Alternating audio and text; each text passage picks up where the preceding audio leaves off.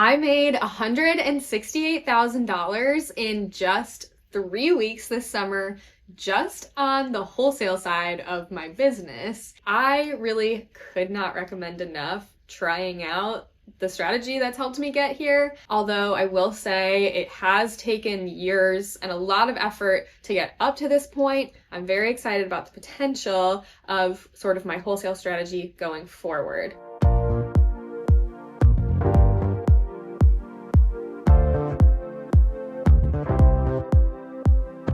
So this is how it all breaks down. I did about $98,000 in sales from my in-person shows in just Atlanta and Las Vegas, which was middle of July and end of July. I traveled there myself. I have my showroom in Best of Show, which is my favorite sort of showroom setup that I've had versus temporaries, which I've discussed in other videos. I really like those particular kind of show experiences. And then I also have a rep group in Atlanta and Dallas called Daniel Richards that is responsible for 15 to 20% of my show sales. In addition to that, we also did about $72,000 in revenue during Faire Market, which is an online trade show. Definitely a lot less work than the in-person ones, but both kind of feed into each other and ultimately gave me the result of having almost $200,000 in sales in just a few weeks. So very, very excited that we've been able to kind of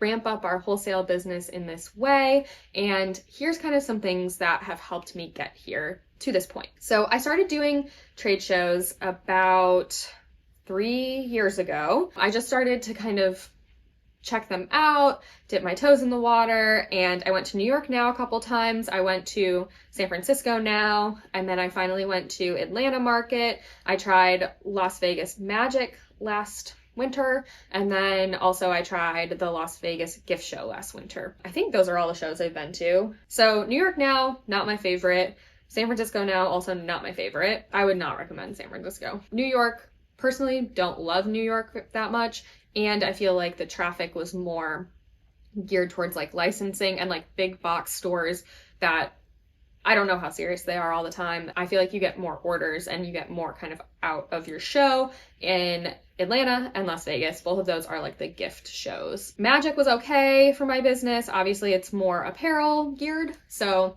I'm sticking with just the gift shows, I think, from now on. Traveling to shows is like really exhausting. It's expensive. Setting up a booth is kind of my nightmare, but now I have 2 permanent showrooms that I go to in Atlanta and Las Vegas where my display just stays there, and I can go in January and July and there's no setup for the most part unless I'm switching things up. So I feel like that's a really solid setup for my business.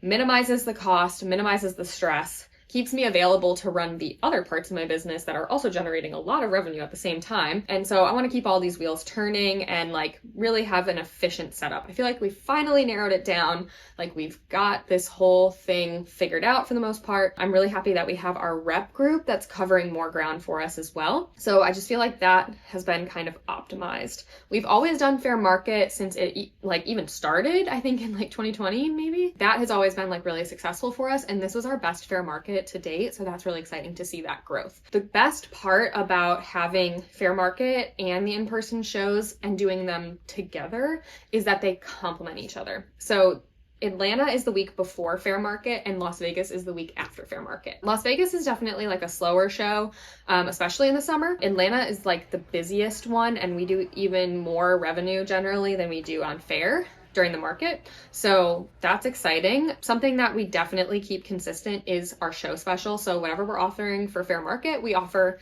in Atlanta and in Vegas. In Atlanta, we do get a lot of people asking if we are on Faire, if we're doing the Faire Market, and they will order the following week. You just have to make sure you enter them into your system so that they're a 0% commission customer on Faire, so you're not like paying for commission after you already did the legwork of finding them at the trade show. So that's awesome that you have kind of that synergy there. There's also people who have like bought from me for years on Faire, probably my stickers. That's kind of what got me started on Faire, and they will recognize my art and then they'll be really excited to find me in person, see that I have so many more options and products to offer. The in-person shows are easier to shop, no surprise, than online because you can see everything, touch everything, see how big things are, see the whole display together, which really makes a huge impact because people can envision it in their store. Also, if they're very drawn to the display and how nice it looks, they're just going to be obviously more drawn to the brand overall, especially for me where my brand is extremely visual. And that's not like something that we can do on Faire. We're confined to putting individual products in their little squares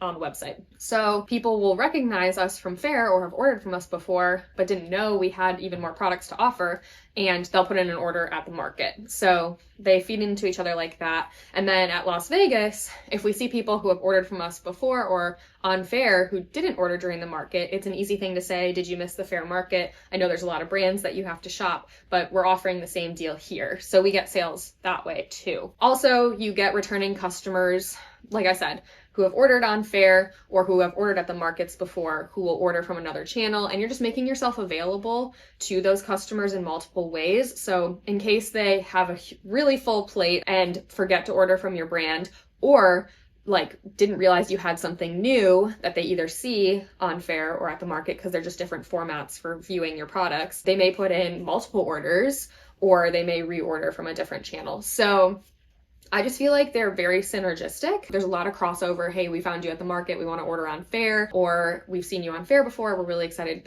I came to the market to see you in person because I found you on Faire. So there is just like that really nice crossover that you get from having all of the markets together. I think if you did more markets, you would have more of that, but for me, it's a cost benefit because I do so much direct to consumer sales. I'm needed to run the business in other ways. So I feel like I've kind of optimized it and found the markets that are the least amount of effort for the highest return. And I'm just like really personally so excited that we've worked this out for ourselves because now it's just like, okay, we figured out what shows we're going to. I know when they're going to be every year. I know that's when I'm going. I don't need to like set things up or worry about it too much.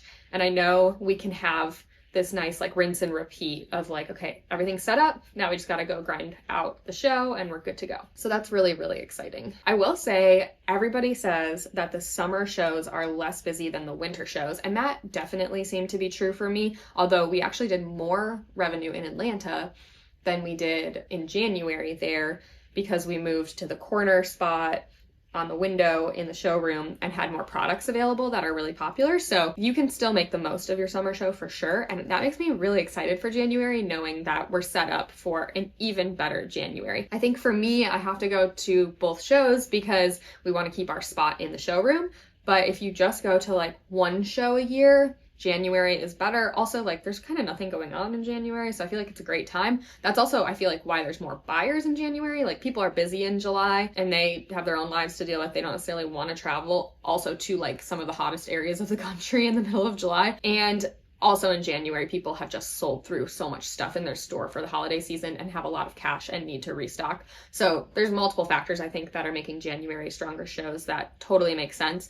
But it's still, at least for me, worth going in July. And that's something good to know too, that you might need to figure out for your own business. The great thing about wholesale is that it also, not only do the shows build onto each other, like if somebody sees you in the market, they might order on Faire, but when they see you in January but don't order, they might order in July. That happened several times here. Also, people who ordered in January needed to restock by July, which is great. So every show really builds off of the last. If you keep coming out with new products and keep kind of refining your line so that you have best sellers, it's really easy to get retailers to continue ordering because they're going to sell through your product. Like you have a great product, it's going to sell in their stores. You can tell them, hey, my new product is also going to sell. You're going to need to restock, but you should also try this item. And so I'm hoping, and what I've already seen just from the past couple of shows, is that every show gets better for the most part. Obviously, the summer might be a little bit worse, but from January to January, I think we'll be seeing a lot of growth. And that's just really exciting and makes me like happy to go back and know that even though it's a ton of work and like really long days for a week straight, it's going to be really worth it. And we're going to see growth and like just get to kind of see people be excited about the brand, which is really energizing, but they build off each other year after year after year. Something that really helped my sales in this particular market, I would say, is I had all my products finally back in stock. Some of my best sellers, which are my mushroom leather, wallets, wristlets, little accessories like that, were all in stock, and that definitely helped boost sales. I think that's largely responsible for why we actually did better in the July show over January in Atlanta. But something that can help at least bring in more revenue and kind of help with financing with your business is accepting pre-orders, because wholesalers are not always expecting to get their order right when they place it at the show. They often expect a lead time of 3 to 4 weeks, even for an order that's in stock. Or if you just let them know, hey, my items are not going to be fully ready to ship until September, October, whatever, as long as you communicate that, they're usually pretty happy with that, especially if you're going to be able to get it to them before major holidays like Christmas, or for my business, Mother's Day is really big because florals. So just being able to say that they're going to get their order in that time, they will accept pre-orders, which is great because then you have guaranteed sales for products that haven't come in yet. Something to be cautious of is I haven't been paid any of this money yet. It's $170,000 like minimum. There were also other orders here and there, not from the shows, that came in during those weeks that I will not see any money from for at least another couple of days, because we're still working through shipping the orders. Then we have to send the invoices, get them paid, and then on Faire, that's an automatic process that happens after like 30 or 60 days. So you have to have a lot of product in stock to be prepared to fill those orders, and then you don't get paid usually, unless you have kind of unconventional terms, until you ship those orders. So that can be a really big challenge financially, like committing all of your inventory that is now not available to purchase on the direct consumer side, and then not getting necessarily paid for it until several weeks or a month later. So something to keep in mind is this is like actually kind of a difficult financing situation for us, but ultimately we're going to get paid a lot, and that's really helpful. It's just like kind of a twist that comes with the wholesale side. The more money that you make in revenue, actually kind of the worse off you are for that interim period before you actually get any of it in the door. So something to keep in mind that takes several years to kind of build up is that inventory supply and the ability to finance those orders. So if you are trying to build kind of a wholesale system for yourself around the markets, that's something to keep in mind. Is you have to put up a lot of money to pay for the markets, to pay for yourself to be there. Obviously you need to make that back. You need to make back the cost of the product, and then you obviously want to make sure you're still making a profit after all of that. But there's also that delay in payment that you're going to experience, so you need to be able to finance other things in your business in the meantime. And sometimes if you take pre-orders even further out, that could delay your payment even more. So fulfilling orders quickly and then making sure your invoices get paid is really important from a finance perspective. And trade shows can definitely kind of be a drain on your finances, because you're having these big chunks of money go out the door to pay for the shows, and then these big chunks of inventory that are being reserved and not available to sell elsewhere that you don't get paid for a little bit. So definitely an asterisk on all of this is it's a really nice chunk of revenue that's super worth it. It just requires some financing, planning, and all of that. Overall, very excited that we've worked out our wholesale plan. I'm excited that we can just kind of keep doing it over and over, show season after show season. I'm excited to see what growth we have in January. We're going to do an even bigger space in January in Atlanta, which I'm looking forward to in a big way. It's just really like a relief to have this figured out, but I hope that some of my experience has been helpful to you in trying to make your own wholesale system and plan. But if you guys have any more comments, suggestions, or want to hear more, please let me know in the comments. Don't forget to like and subscribe. Also join our EBD Insiders Facebook group, where you'd be the first to know about basically everything that goes on here, but especially sneak peeks and early access to new products and sales. Let me know what else you guys want to know about wholesale trade shows or other small businessy things, and we'll get back to you in the comments. Thanks so much for watching to the end.